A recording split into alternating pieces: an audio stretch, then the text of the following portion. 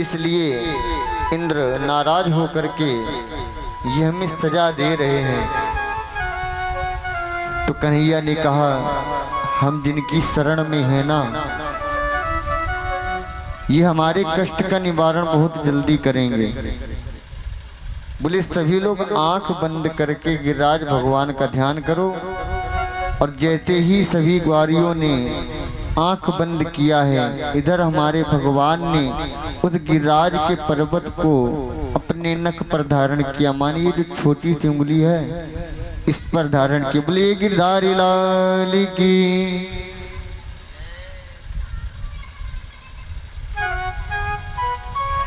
और जैसे ही पर्वत को धारण किया, सारे ब्रजवासी उस पर्वत के नीचे आ गए। भगवान के समीप वही आ सकता है जो भाग्यशाली है।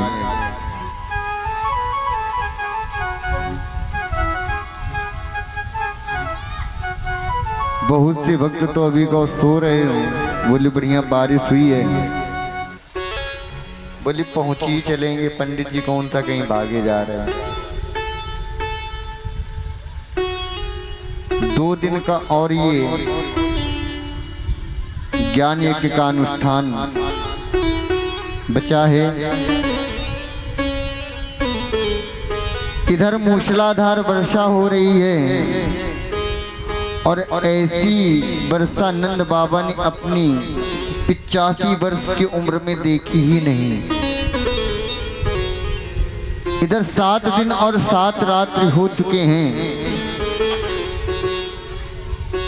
तो जो भी ग्वारिया थे, ग्वाल बाल थे, तो बोले कन्हैया ऐसा करो,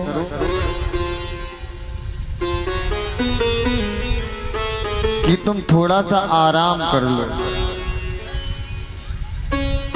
7 दिन के कृष्ण, 7 वर्ष के कृष्ण ने 7 रात्रि तक 7 कोस के पर्वत को अपने नख पर धारण कर रखा है।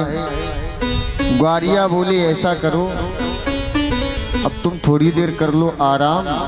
बहुत दिनों से तुमने इस पर्वत को अपने नख पे धारण कर रखा है। तो जैसे ही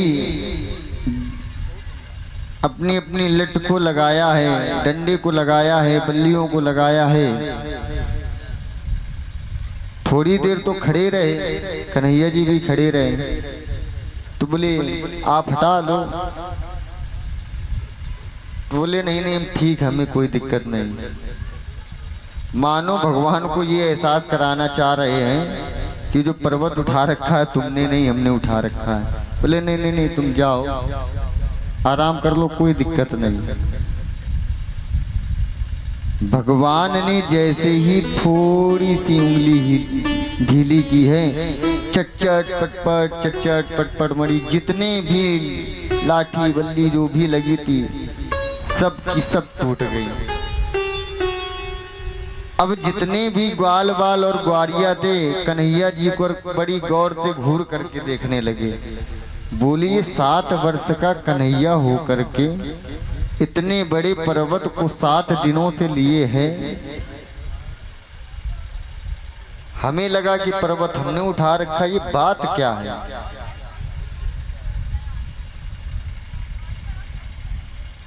जैसे ही आभा प्रभा को कन्हैया की देखा है उन ग्वारियों ने, तो पूछ दिया कन्हैया से, ये बताओ ये तुम में इतनी शक्ति कहाँ से आ गई, जरा हमें ये बताओ। तो बोले आप जो इतनी देर से हमें टकटकी बांध करके देख रहे हो, हमने आपकी सारी शक्ति को अपने में समाहित कर लिया है, इसीलिए हम इस पर्वत को उठाए। तो जितने भी ग्वाल बाल थे कहने लगे, तभी हमें लग रहा है ये जो हमारा शरीर है बड़ा थका थका लग रहा है। क्यों रे कन्हैया, अभी तक तू माखन ही चुराता था, अब तूने हमारी शक्ति भी चुरा ली। तो कन्हैया जी मुस्कुरा कर बोले, कछु माखन को बल बढ़ो जैसे ही कन्हैया ने कहा कछु माखन को बल बढ़ो, तो जितनी भी वहाँ गोपियाँ थी बोली हमें लगता है ये जो कन्हैया ने चोरी कर कर के माखन खाया है, आज उस माखन का हक अदा हो रहा है। कछु गोपन करी साए,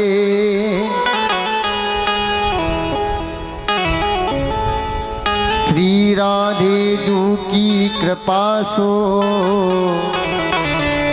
मैंने गिरवर लियो उठाए। आज जाकर के सभी ग्वारियों को ये लगा जो चुरा चुरा करके माखन खाया है, हमको परेशान किया है, आज उसकी कसर निकल आई है। एक तो मैंने आपका माखन खाया है, ग्वाल बालाओं से बोल रहे हैं भगवान, और दूसरी आप सब लोग भले ही पास में हो लेकिन कहीं ना कहीं से हमें कुछ ना कुछ सहायता मिल रही है। भाई हम कोई बहुत कठिन कार्य कर रहे हैं, भले हमारे बस की नहीं, एक व्यक्ति कर रहा है, अगर उस व्यक्ति के पास में कोई व्यक्ति आकर के खड़ा ही हो जाए, सलाह मशवरा करता रहे, तो चाहे ये मान लो कि उसका मन लगा रहता है, चाहे ये मान लो कि उसे ये कम से कम एहसास तो हुआ कि चलो कोई तो आया जो समझदार है। और ये जो हमारी श्री राधा रानी है, इनकी कृपा से हमने इस पर्वत को उठा लिया है। तो ब्रजवासी बोले कि हमने तुम्हारी सहायता अगर की है तो सहायता की क्या है? बोले अभी हमने तुमसे बताया ना कि उतनी देर से जो तुम हमें टकटकी बांध कर देख रहे हो, हमने तुम्हारी सारी की सारी शक्ति को छीन कर लिया, हमने ले लिया है, और वो तुम्हारी सारी शक्ति हमारी उंगली में आ गई है। ब्रजवासी बोले तभी तो हम कहीं आजकल हमारी शक्ति चली कहाँ गई, हम बड़े कमजोर कमजोर नजर आ रहे हैं। 7 वर्ष के कृष्ण ने 7 कोस के लंबे चौड़े गिरिराज को 7 दिवस और 7 रात्रि पर्यंत अपने नख पर रखा हुआ है। इधर इंद्र बड़ी जोर की वर्षा कर रहा है, लेकिन मजाल है कि एक बूंद भी पानी उस गिरिराज पर्वत के नीचे आ जाए। और भगवान ने अपनी माया से सुदर्शन चक्र को भी उस पर्वत पे लगा रखा है, और इधर सुदर्शन चक्र कुछ पानी को सोख रहा है, और इधर अगस्त मुनि भी वहीं पर खड़े होकर के उस पानी को चिल्लू से पी रहे। बोले भी हाँ, अगस्त मुनि कहाँ से आ गया? तो बताते हैं कि एक बार क्या हुआ कि सीता मैया ने राम जी से जिद की कि बहुत दिनों से किसी भी ब्राह्मण को हमने भोजन नहीं कराया है, तो ऐसा करो कि कुछ नहीं तो 11-21 ब्राह्मण तो बुला ही लो, जिससे हम उन्हें भोजन करा सकें। तो श्री राम जी ने कहा कि 11-21 छोड़ो, तुम अभी एक ब्राह्मण को भोजन करा लो, या मानो कि उनको जरा चेक कर लो, उसी हिसाब से फिर बाद में व्यवस्था देखी जाएगी। अगस्त मुनि को बुलाया गया, और सीता मैया ने ये भी कहा था कि कोई ऐसा भक्त बुलाना जो भोजन करे, नहीं तो अभी तक जितने आए थोड़ा थोड़ा खा करके बस उठ गए हैं। हमें तो खिला, उन्हें खा करके भले ही तृप्ति हो गई हो, लेकिन हमें खिलाकर जरा भी तृप्ति नहीं हो, तो कोई मजबूत ब्राह्मण बुलाइएगा। तो राम जी ने कहा चलो ठीक है।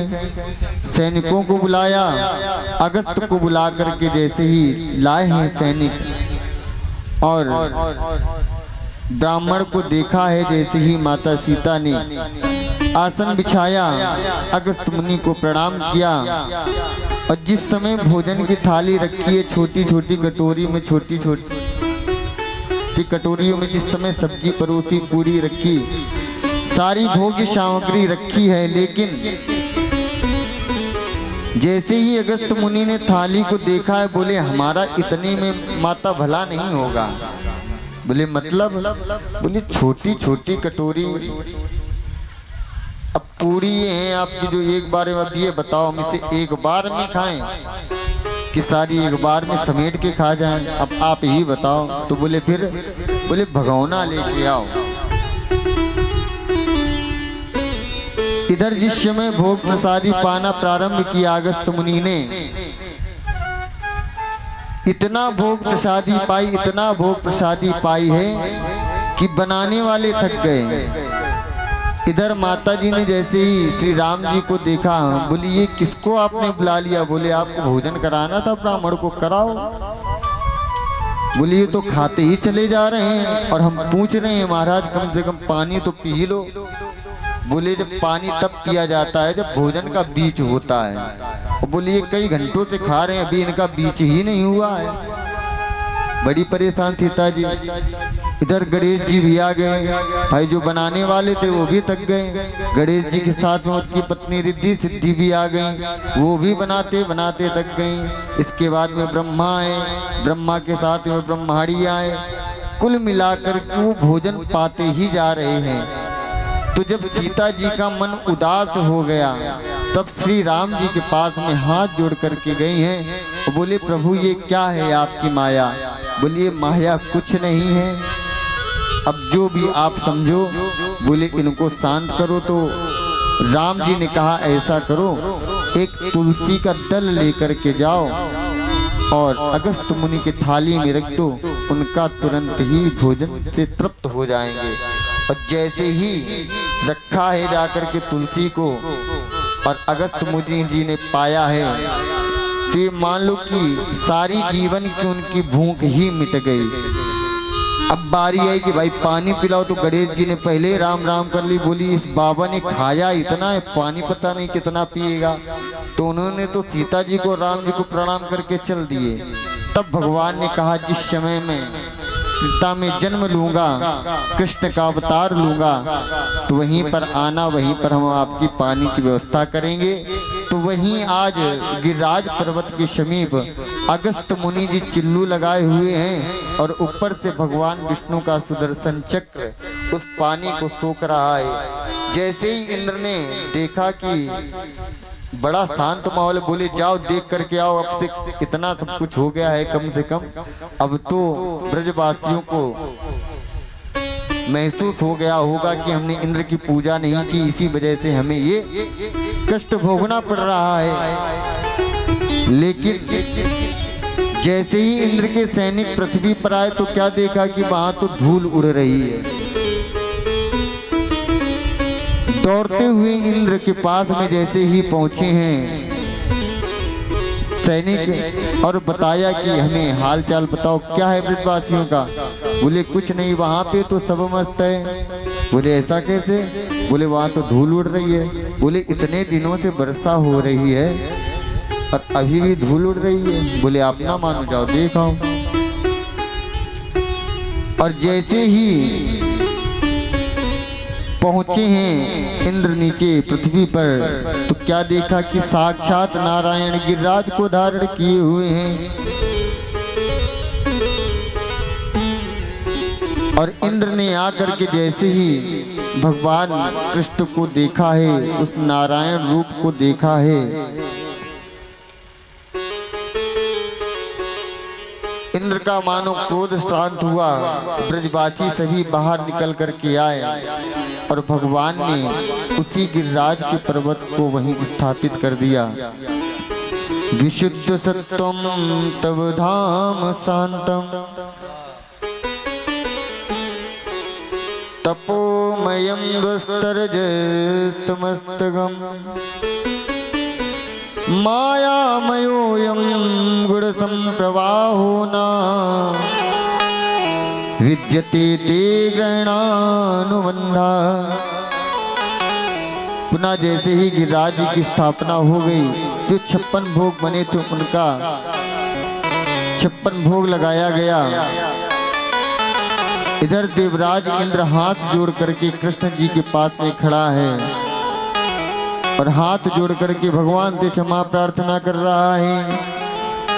पिता गुरु तुम जगताम धीसो, दुरदयाया काल उपात दंडा, हिताय स्वेच्छा तनु भी समीहसे, मानम विदुन्वन जगदीश मानि नाम। हे प्रभु, मैं अज्ञानवश इतनी बड़ी भूल कर बैठा हूँ, प्रभु आप हमें क्षमा कर दीजिए।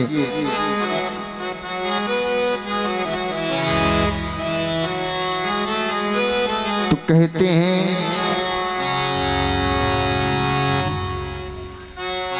ऐसो को उदार जग माही, रामचरितमानस में लिखा है ऐसो को उदार जग माही, बिन सेवा जो द्रवई दीन पर राम सरस को नाही। हमारे कृष्ण और राम तो ऐसे कृपालु हैं कि कोई भक्त अगर कोई भूल भी करता है तो क्षमा कर देते हैं, लेकिन बात वही है ना कि कभी किसी को ज्यादा परेशान भी करना उचित नहीं है।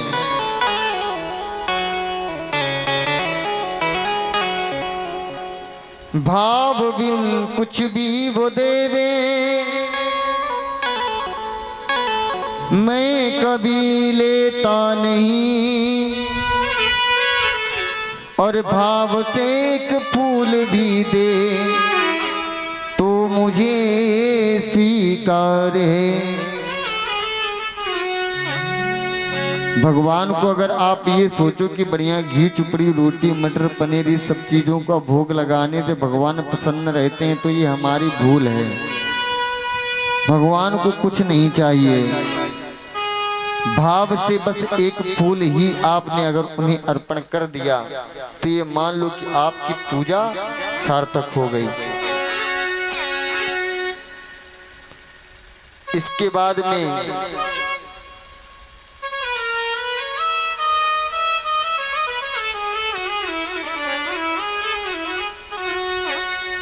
इंद्र ने अनेक प्रकार से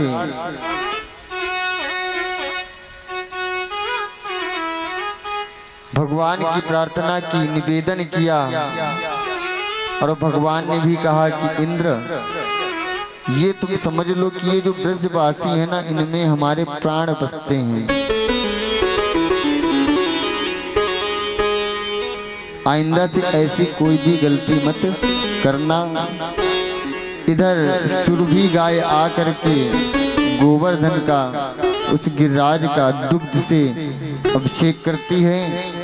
इंद्र ने क्षमा मांगी और कृष्ण भगवान ने उन्हें क्षमा किया और इंद्र अपने लोक को चले जाते। बोले गिरिराज भगवान की जय हो।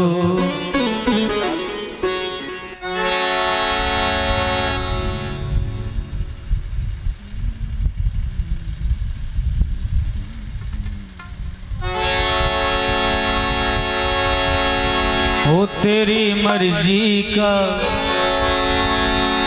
तेरी मर्जी का, तेरी मर्जी का मैं हूँ गुलाम। मेरे अलबेले श्याम, मेरे अलबेले श्याम, मेरे अलबेले श्याम, मेरे अलबेले राम।